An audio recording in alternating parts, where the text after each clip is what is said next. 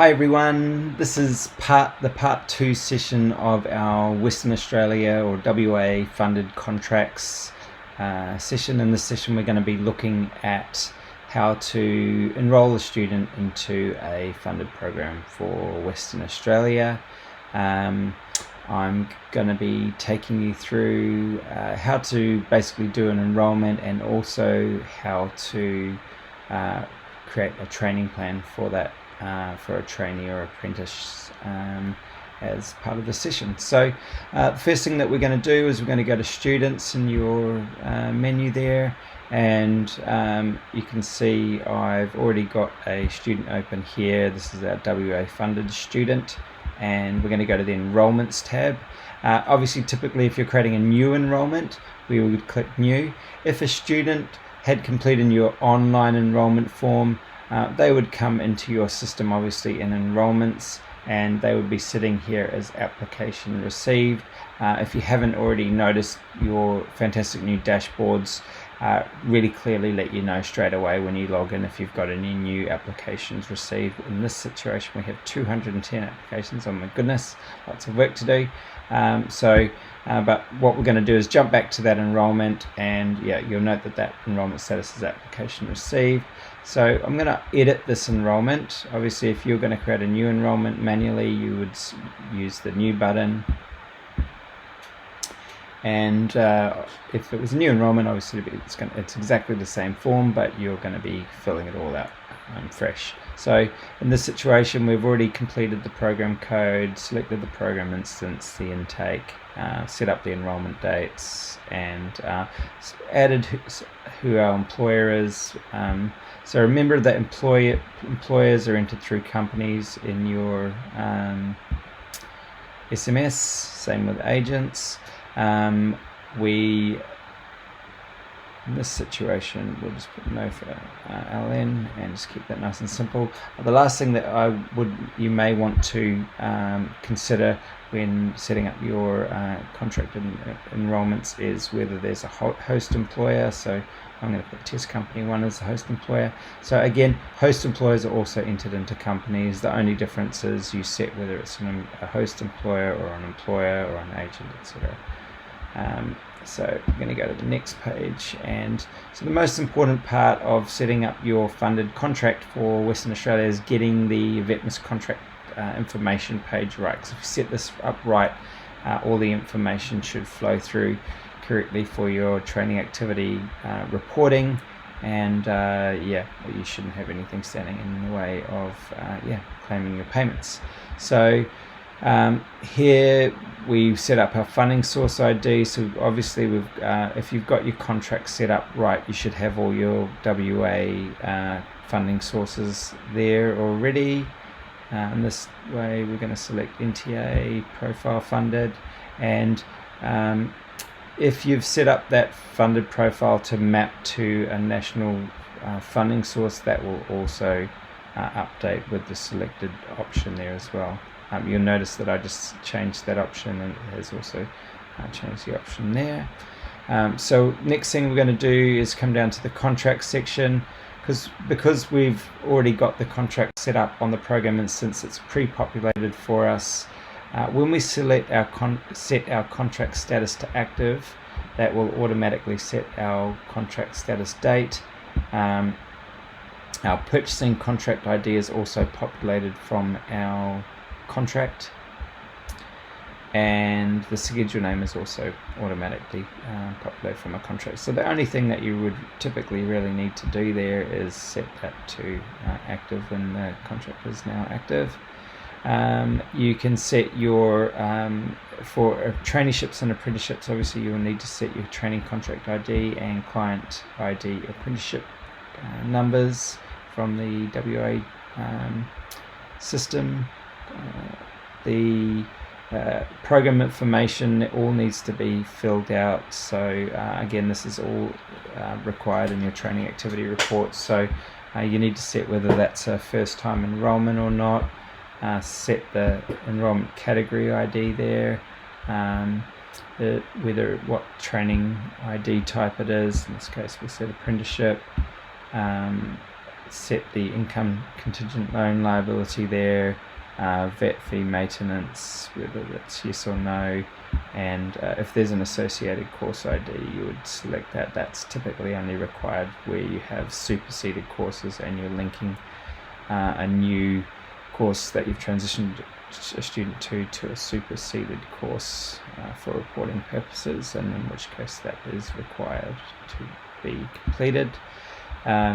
In terms of culture, that's our standard of vetness reporting fields, so I'm sure you're familiar with those. If we set disability to yes, obviously we have to complete what type of disability, and our employer contribution flag. If you set invoice to the employer on your enrollment initial enrollment tab, then that will automatically be set to Y. You won't need to set that.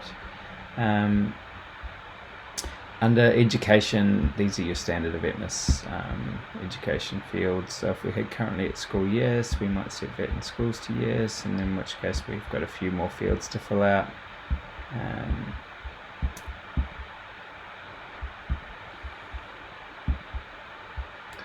Set some years here, and higher education, we'll say look an Australian degree, and continue. So the training plan tab will only appear for programs that are set as apprenticeships, traineeships, or school-based apprenticeships. So, and these fields directly relate to the template that you're provided by the Western Australian Government for your training plans. So these fields are exactly the same as that you'll see on your training plan, and what this information is going to do is pre-populate your training plan for you. So you don't need to fill out the training plan on enrollment. You can come back and do that whenever you feel like it. However, that's there for when you do want to complete your training plan. And then your units tab is also pre-populated from your program. So if you've got anything not properly populated in this screen, for instance our LMS course column here it means that it wasn't properly set up or populated in our program instance. So that's just an indicator that you might want to go back and configure your program instance correctly so everything's pre-populating to make it nice and quick and easy for you to complete your enrollments. The only two things that typically you need to do on this page, and that's only required if it's an apprenticeship or a traineeship, is to set the responsibility for training. And again, this is going to populate, this information is going to populate on the training plan. So whether it's the RTO that's responsible or the employer or both, and just go down the column and complete that when you're ready to do your training plan. Obviously, if anything's incorrect or you need to change anything, maybe you need to change some delivery modes for a particular student, you can simply edit that and go and change any one of those fields as so. Last but not least, we've got our payments tab, and on the payments tab, that's where we will set our tuition fee and set any applicable concessions. So we might want to set a concession for the student for category 1, and that's going to apply that tuition to the student concession column there. So now that we've added concession, we now have a concession discount column, and now that we can see that concessions applied, the student fee has reduced quite markedly from the original $2,316 down to just $696. And then when we add in the resource fees and admin fees, you'll see here that that student fee has increased once we've added in the extra cost for resources and administration there. You can see here that we've got so basically if we've got multiple concession type identifiers mapped to a particular concession in our concessions on our contract, when we set that up, then we've got all those options to select from here.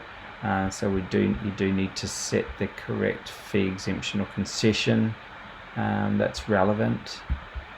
In this situation, we're going to select healthcare card, remembering to always ensure that you complete that field if you're applying a concession or a fee waiver or an exemption, because it is required to be reported to your state training authority. Last but not least, we've got our payment plan. So this is 100% upfront, so it's nice and simple. And down the bottom, we've got our summary of our funded contracts, subsidies, and the loadings, any loadings that we may want to add to that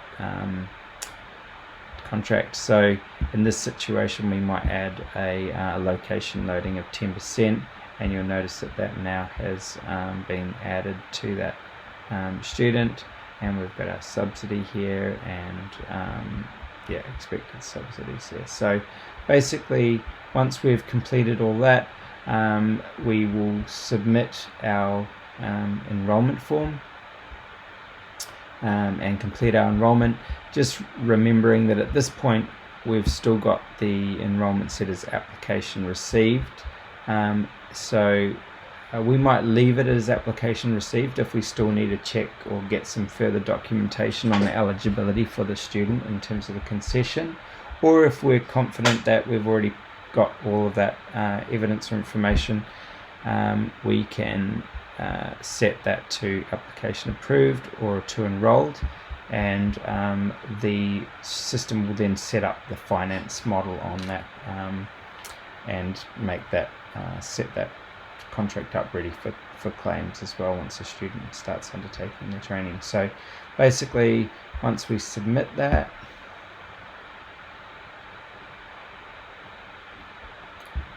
that's all updated on our enrollment down here, and if we were ready to, we can also then generate a training plan for that student.